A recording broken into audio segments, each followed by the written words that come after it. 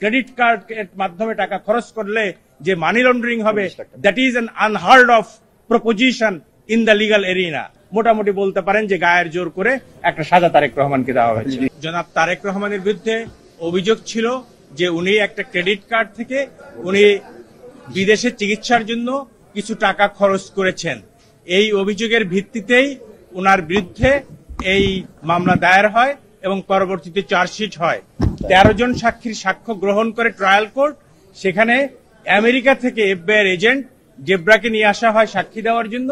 উনি যদিও নিজেকে এক্সপার্ট সাক্ষী দাবি করেছেন, কিন্তু উনি বলেন নাই কোথাও যে জনাব তারেক রহমান বা গিয়াসউদ্দিন আল মামুন মানি লন্ডারিং এর সাথে জড়িত ছিল।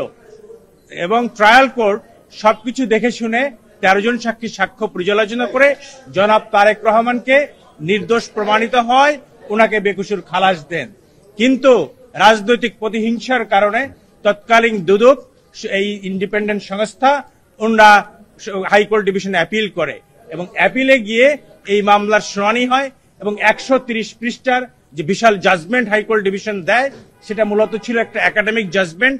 এটা আমরা মনে করছি যে জনাব তারেক রহমানকে সাজা দেওয়ার জন্য আইদার কোথাও থেকে ইম্পোর্ট করা হয়েছে অথবা কোনো ভেস্টেড কোয়ার্টারের ইনস্টান্সে এই 130 পৃষ্ঠার জাজমেন্ট লেখা হয়েছিল তারেক রহমানকে সাজা দেওয়ার জন্য। তারই হিসাবে তাকে 7 বছরের সাজা দেওয়া হয় এবং 20 কোটি টাকা ফাইন করা হয়। 20 কোটি টাকা ফাইন করা হয় এবং তৎপরবর্তীতে জনাব কন্টেস্টিং অ্যাপিলেন্ট জনাব গিয়াসউদ্দিন আল মামুন এই লিভ টু অ্যাপিল দায়ের করেন। এই লিভ টু অ্যাপিলের উপরে বিস্তারিত শুনানি হয় অ্যাপিল বিভাগে লিভ গ্রান্টিং এর সময়। তখন শুনানি আনতে হাইকোর্ট অ্যাপিলেট ডিভিশন দেখতে পান যে এই মামলায় কোনো সাবস্টেন্স নাই। এই দুদক যে মামলাটা করেছে, এই মামলাটা দুদকের করার কোনো অথরিটি নাই এবং আইনগতভাবে এবং অচল।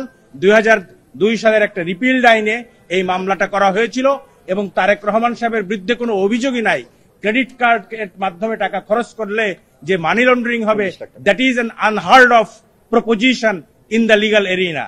যার ফলে অ্যাপিলেট ডিভিশনের পূর্ণাঙ্গ বেঞ্চ পুঙ্খানুপুঙ্খানু বিচার করে এই মামলায় জনাব তারেক রহমান ও গিয়াসউদ্দিন আল মামুনকে এই মামলার দায় হতে অব্যাহতি দিয়েছেন এবং বলেছেন যে তাদের যে যথাযোগ্য মর্যাদা যে মানহানি হয়েছিল সেটাকেও ফেরত দেওয়া হয়েছে। এখানে একটা কথা বলে রাখি, সেটা হচ্ছে যে আপনারা জানেন যে যখন তারেক রহমান সাহেব এই মামলার দায় থেকে অব্যাহতি দেওয়া হয়েছিল ট্রায়াল কোর্টে, তখন সেই বিচারককে ওই অবস্থায় দেশ ত্যাগ করতে হয়েছিল। সুতরাং সেই যে বিচারহীনতার সংস্কৃতি আমাদের দেশে চালু হয়েছিল, সেই অবস্থা থেকে ইনশাআল্লাহ আমরা ধীরে ধীরে উত্তরণ করছি। আমরা আশা করছি আজকের মতো আগামী দিনেও এদেশের মানুষ ন্যায় বিচার পাবে। মূল অভিযোগ ছিল, হাইকোর্ট রায় দেওয়ার সময় বলেছিল যে জনাব তারেক রহমানের নামে সিঙ্গাপুরের সিটি ব্যাংক থেকে একটা visa supplementary credit card issue হয়েছে। এই ক্রেডিট কার্ড দিয়ে উনি একটা বিমানের টিকিট কেটেছেন এবং কিছু চিকিৎসার টাকা খরচ করেছেন। সুতরাং এটা মানি লন্ডারিং পর্যায়ে পড়ে। এটা ইজ অলদো এটা মানি লন্ডারিং অ্যাক্ট 3 যে বিধান আছে বা 13(2) যে বিধান আছে, সেই বিধানের মধ্যে পড়ে না। মোটামুটি বলতে পারেন যে গায়ের জোর করে একটা সাজা তারেক রহমানকে দেওয়া হয়েছে।